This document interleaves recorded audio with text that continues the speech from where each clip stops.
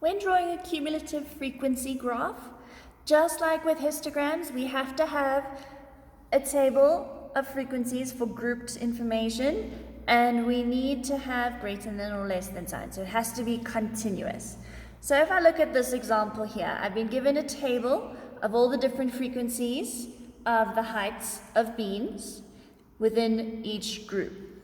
So what I need to do first is I take an upper boundary of each of those, and then I need to create the cumulative frequency by adding each thing together for that boundary. So if I look here, I start, my lowest number is 3.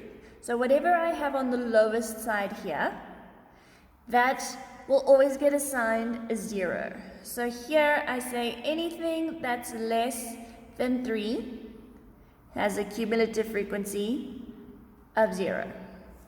Okay, so we say this is then going to be the cumulative frequency. Then I move to the upper side of each boundary. So here I have 6. So I say anything less than 6, and there was one of them. So my cumulative frequency is 1. So then I move to the next one. The upper value is 9. So I say anything less than 9, and I take that frequency in there and add it to the frequency before. So this is 2 plus 1 means it's going to be 3. Then for my next one, my upper boundary is 12. So I say anything less than 12. There's 11 of those plus the ones before that. So 11 plus the 2 plus the 1 means I have 14. Then for my next one, my highest value is 15. So there's 10 of those. So I say 10 plus the ones before that. So 10 plus 11 plus 2 plus 1 means I'm going to have 24. Then my upper value is 18, and there's 5 of those, so I say 5 plus everything that came before it. So 5 plus 10 plus 11 plus 2 plus 1 is going to give me 29. And then my last value, highest number, is 21.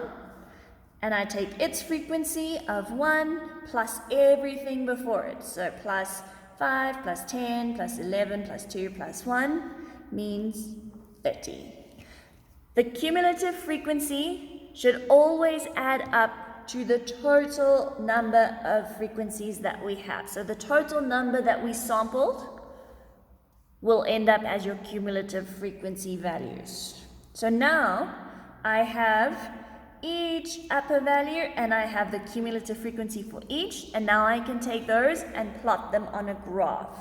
So what I will do is I will take my values and I will draw an x-axis of what I'm measuring. So here I'm measuring height, and I always include the units and I space them out nicely. And then on the y-axis I put cumulative frequency values. So we'll look, our first value of height was 3 and that frequency was 0. So I go along and I find my 3, and at 3 the value was 0, so I put a little cross on there.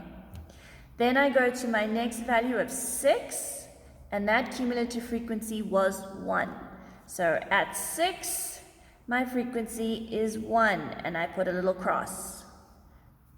Then I have 9, and that cumulative frequency was 3, so I find 9 and 3, and I put my little cross. And then 12, and that cumulative frequency was 14, so at 12 I go all the way up to 14, and I put my cross. And then at 15 my value was 24, so at 15 I go up to 24, a little cross. Then at 18 I had 29, so I find my value 18. And I have a value of 29. And then lastly, 21 has a cumulative frequency of 30. So 21, I draw my cross. So what will happen is you end up with all your little crosses, and it should form an S shape. So then what I do is I draw a line going through all my values, and you get this S-shaped curve because it should start off low, then it gets steep, and then it levels off. And that way you then know that you've got the correct cumulative frequency curve, like that. But always don't forget to label the axes with the units, and then you plot your little x's as you add up your cumulative frequencies. So if we look at a different example, now, just like with histograms, sometimes the data is not continuous anymore.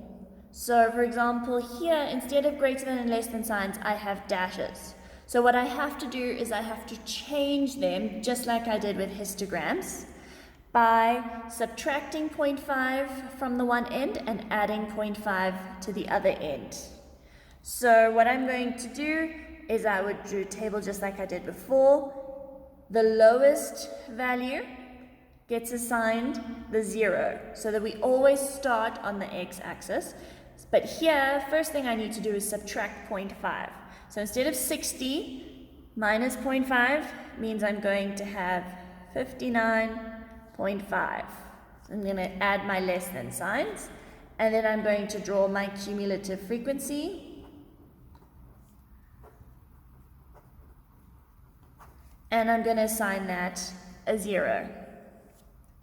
Then I'm going to take the upper side of that, and I'm going to add 0.5. So I'm going to say 69 plus 0.5 means it's going to be less than 69.5. And I'm going to take the frequency of that, which now is 30. Then I'm going to go to this one, to the next one, and I take my upper value, but I add 0.5. So I say less than 74.5, and I take the frequency plus the one before that. So 90 plus 30 means I'm going to have 120. Then I take the next one, the upper value, add 0.5, so I say less than 79.5, take its frequency and add it to each one before that. So 130 plus 90 plus 30 means I get 250. Then my upper boundary of the next one, so 84 plus 0.5 means less than 84.5. Its frequency of 210 plus 130 plus 90 plus 30 means I have 460. And then my last value, 89, means I add 0.5, so I have 89.5. And I say 40 plus 210 plus 130 plus 90 plus 30 means 500. And I know I'm correct because I was told that I had 500 components weighed, and my total cumulative frequency ends at 500. So now that I've got all of those values, then I'm going to plot that on my graph. So I'm going to then say, label the axes, now with weight in grams, and I have cumulative frequency, and then I'm going to look for each one. So now I start at 59.5, it gets a 0, so I find my 59.5, and on that axis where I have 0, I put a little x. Then I look at 69.5, and my frequency is 30, so I find 69.5, and I put a little x for 30. Then 74.5 is 120, so I find 120 at 74.5, and I put a little x. Then I've got 79.5, so I find 79.5. Its value is 250, and I put my little x. Then I've got 84.5, so I find 84.5 and its value is 460. So I go up to 460, put my x, and then 89.5 is 500. So I find 89.5 and I put my x for 500, and then I connect all my x's together to make my curve. And as we can see, it's also an S shape just like the one before that. And those are then your cumulative frequency graphs.